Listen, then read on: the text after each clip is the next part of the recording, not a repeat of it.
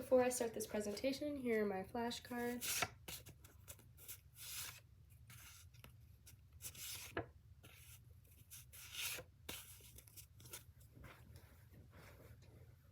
Hi, I'm Miliana Harris, and today I'm going to be discussing the importance of self-disclosure in friendships and what challenges arise when self-disclosure is not present.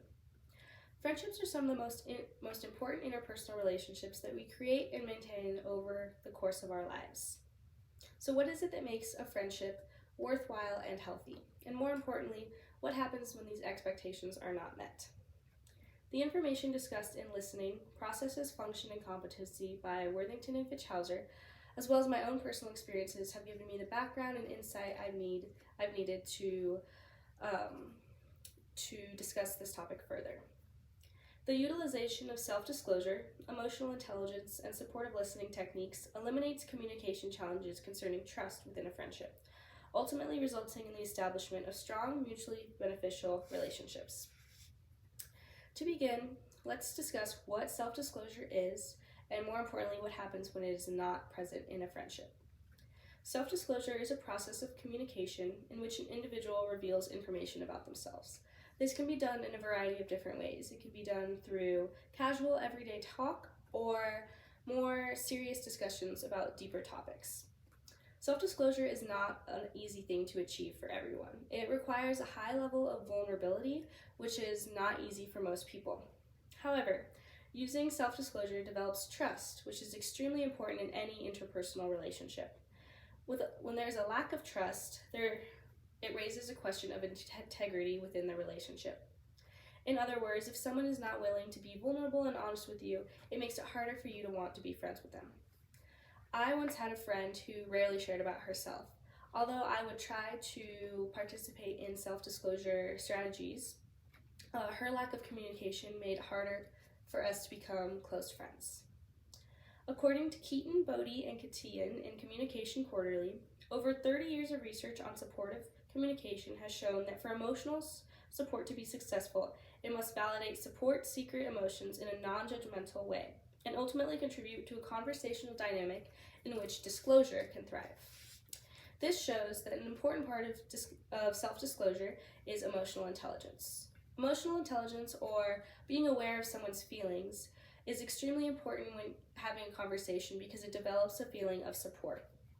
In order for someone to feel comfortable to disclose with you, you need to use emotional supportive listening skills.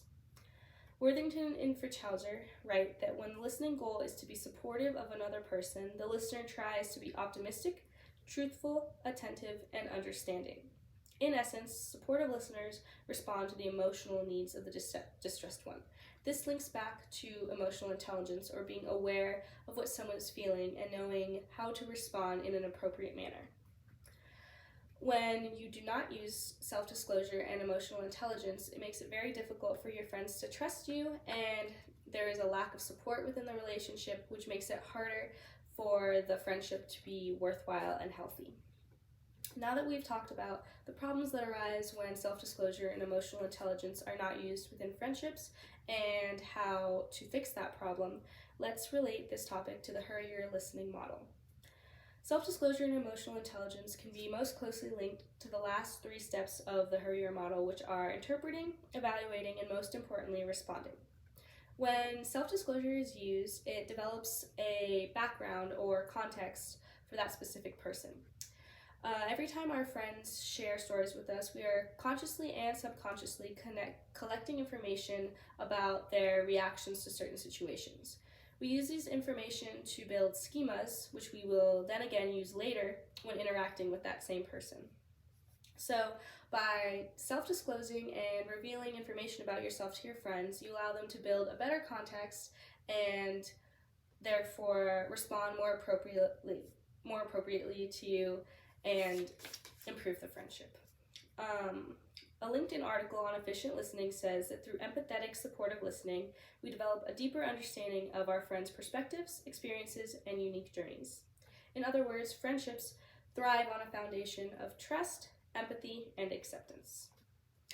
Now that I have talked about how self-disclosure and emotional listening and emotional support are very important aspects of listening, I would like to conclude this speech.